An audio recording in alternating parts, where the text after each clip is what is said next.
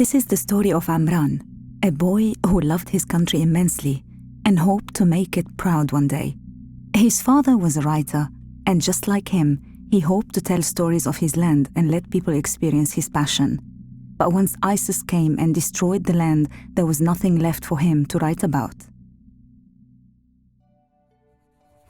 Imran and his brother Khalid were not only two of the most intelligent boys in the school, but also two of the most hardworking.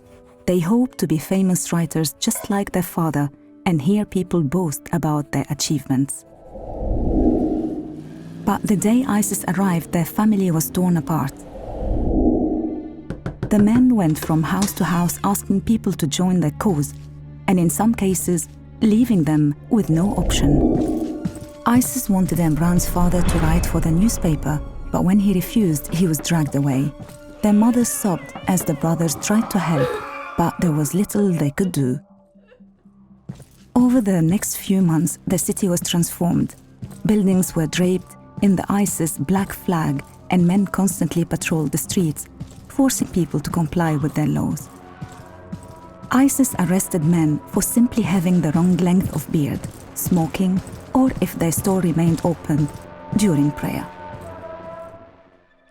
The women in the city were being forced to wear the niqab and gloves, and those that did not wear severely punished.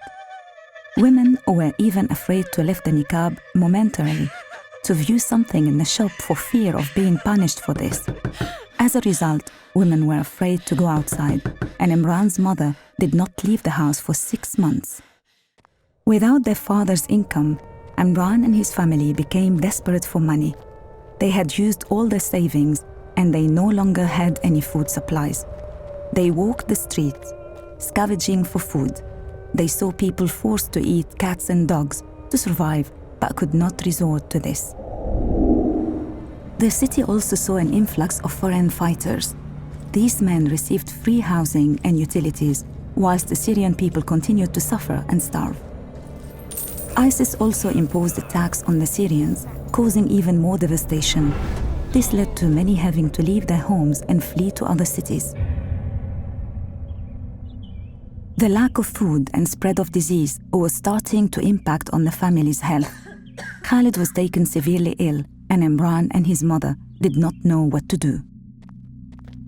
With little option, they took Khalid to the nearest hospital and asked for him to be treated.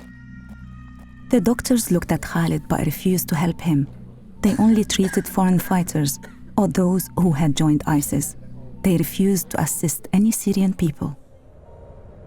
With time, Khalid's health deteriorated and his body gave in to the starvation and disease, which was now affecting everyone in the city.